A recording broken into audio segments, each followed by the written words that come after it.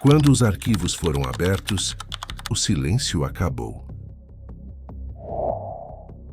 Centenas de páginas ligadas ao caso Epstein vieram a público.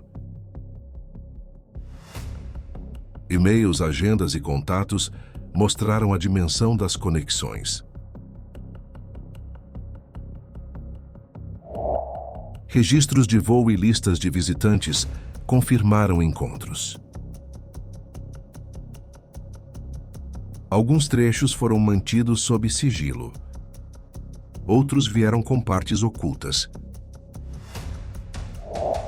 Muitos nomes citados não foram acusados de crime. Mas a exposição gerou impacto global. Parte dos documentos ainda é debatida na justiça.